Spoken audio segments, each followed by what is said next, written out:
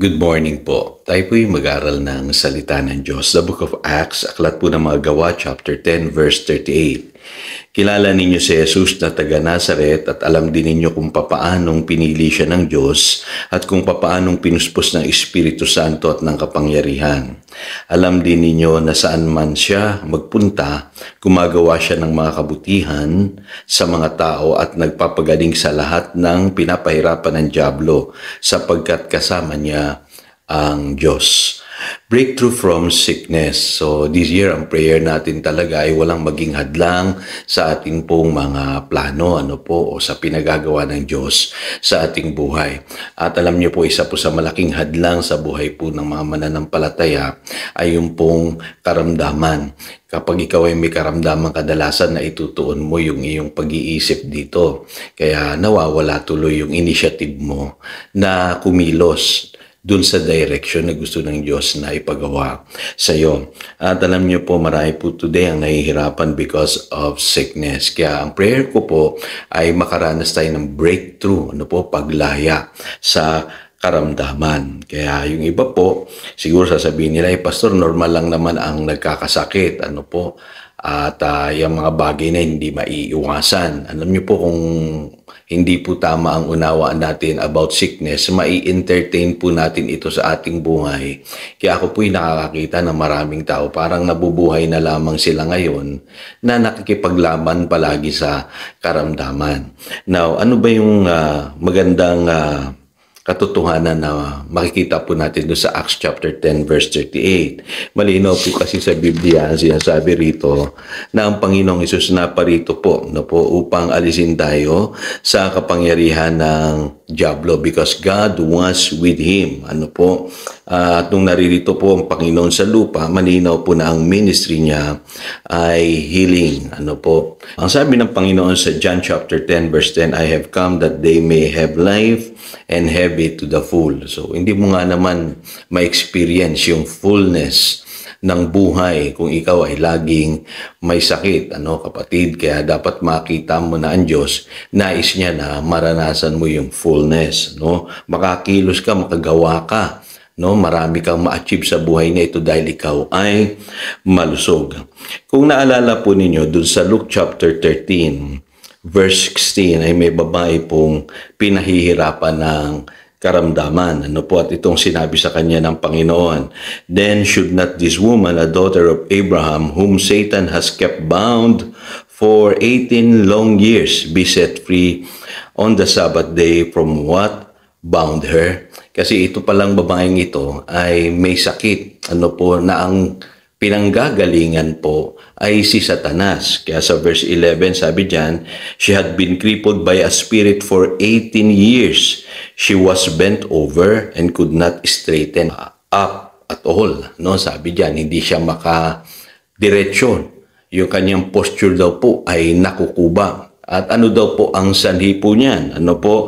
Siya po ay pinahihirapan ng espiritu. So kita po ninyo, maganda kasi magkaroon tayo ng pagkaunawa kung saan ang gagaling ang sakit. So unang-una po, yan ay epekto ng fall, ng pagkakasala ng tao. Yung curse, nandirito na po yan sa mundo after magkasala po si Eva at si Adan. Kaya ang karamdaman, hindi po yan lahat ay natural causes. Sasabihin ninyo, Pastor, viral lang naman ito. Mahina lang yung immune system ko, kaya ako nagkakasakit. Sa simula't simula pa, epekto na po yan ng kasalanan, sa buhay ng tao. At ito pong karamdaman, ang ginagamit ni Satanas para i-oppress ang maraming tao. At ang sakit po, kadalasan po ay nagsisimula sa espiritu bago mag-manifest sa ating katawan.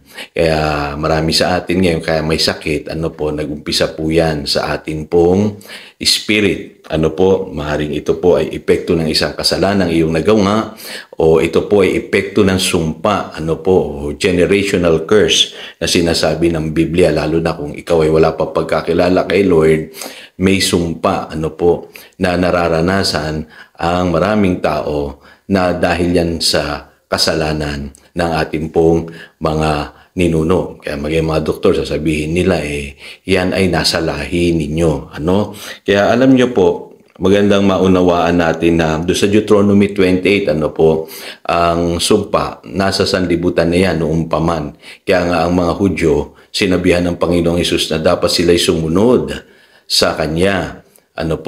Kasi kapag ang mga Hudyo po ay sumusunod po sa Panginoon, sila po'y malaya sa sumpa ng sickness and poverty.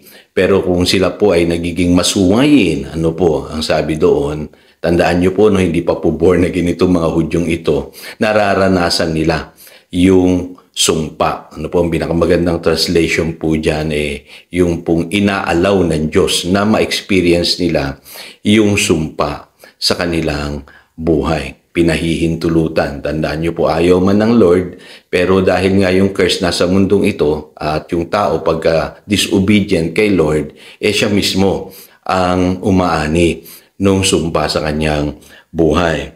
Kaya alam nyo po, nung tayo nakakilala sa Panginoong Hesus, sabi sa Galatians chapter 3 verse 13, Christ has redeemed us from the curse of the law. Ulitin ko po, yung binabanggit pong curse of the law sa Deuteronomy 28, sickness and poverty po yun. Kasama po doon yung mga lahat ng uri ng karamdaman meron tayo sa mundong ito. Pero ang sabi po sa verse 14, sa pamamagitan ng Panginoong Hesus, He redeemed us in order that the blessing given to Abraham might come to the Gentiles through Jesus Christ, so that by faith we might receive the promise of the Spirit. So dito pakinggan ninyo, bakit po itong babaeng ito, ay binanggit ng Panginoon na siya ay daughter pa naman ni Abraham.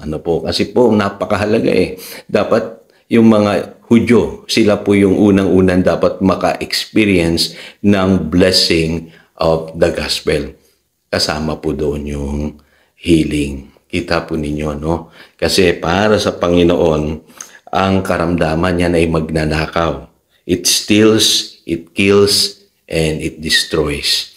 Pagka may sakit ka, pinahihirapan ka nito. Ninanakawan ka nito ng resources, ng pera. Yung kakainin mo na lang, pambibili mo pa ng gamot. No?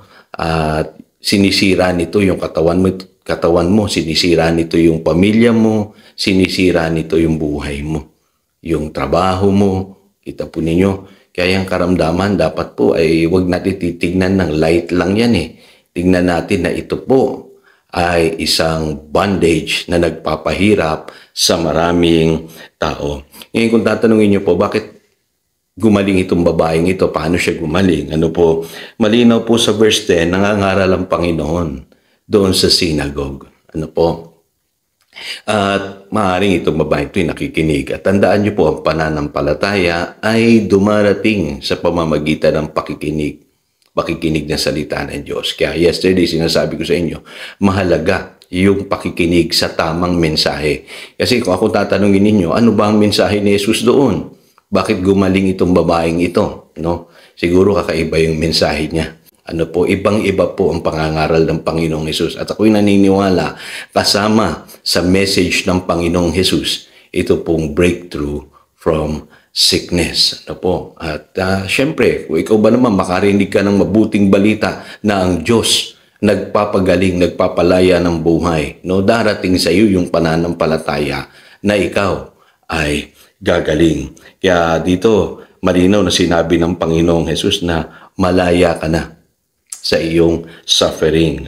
Sabi sa verse 12, you are set free from your infirmity. At pinaliwanag ito ng Panginoong Hesus. Kasi akala nung iba, pagka-araw ng Sabat, hindi dapat magpagaling o kumilos ang isang tao.